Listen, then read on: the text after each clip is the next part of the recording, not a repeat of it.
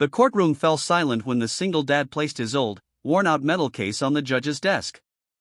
The dull glint of the bronze star caught the light, a symbol of sacrifice, pain, and honor. But instead of respect, laughter echoed through the room. "Nice props," the judge sneered, tapping his gavel with a smirk. "You buy these online, soldier?" The veteran's hand trembled, not from fear, but from the memories that clawed their way back. Gunfire. Smoke. The weight of his brothers lost in the desert. He took a breath, trying to steady himself. His daughter, barely 8 years old, clutched his sleeve with teary eyes. "Daddy, are they saying you're lying?" Before he could answer, the courtroom doors slammed open. The sharp sound of boots on tile filled the air. Every head turned. A 4-star general in full uniform strode in, medals gleaming like justice itself. He locked eyes with the judge and said, his voice firm and cutting through the silence, "That man is no liar. He's the reason I'm standing here today." The room froze. And that is where this story truly begins. Thomas "Tom" Walker wasn't a man who asked for pity.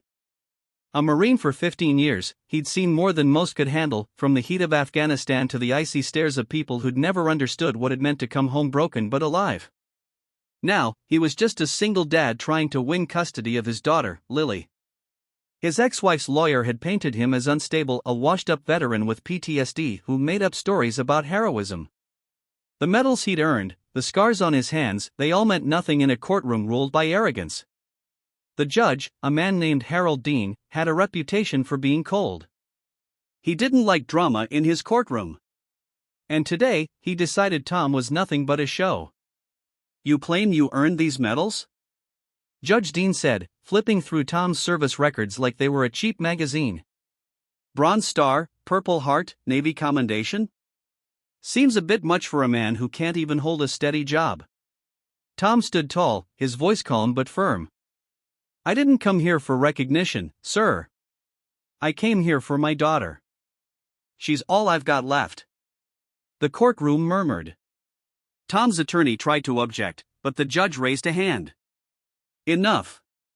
You think wearing medals makes you a fit father?" He smirked. "We'll see about that." Lily squeezed her teddy bear, eyes darting between her dad and the judge. The opposing lawyer, a slick man with a mocking grin, chimed in. "Your Honor, my client only asks for stability for her child. Mr. Walker here, he lives in a rented apartment, drives an old truck, and claims his military record is classified." "How convenient." A few people snickered. Tom swallowed hard. He wasn't ashamed of what he'd done, but much of it was classified. He couldn't tell them about the night he saved his squad from an ambush. He couldn't mention the village he protected or the scars that came from shielding civilians from gunfire. All he could do was stand there and take it.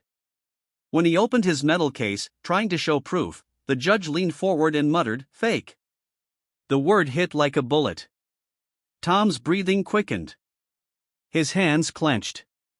The courtroom blurred for a moment as a flashback struck, explosions, sand, and the sound of his sergeant screaming for help. He blinked hard and steadied himself. "They're real, Your Honor. I earned every one." The judge chuckled, "Sure you did."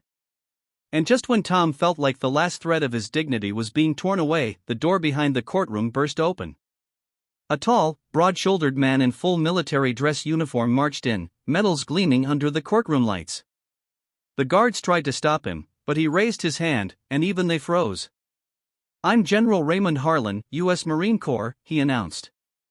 "Proceedings or not, I have a duty to speak on this man's behalf."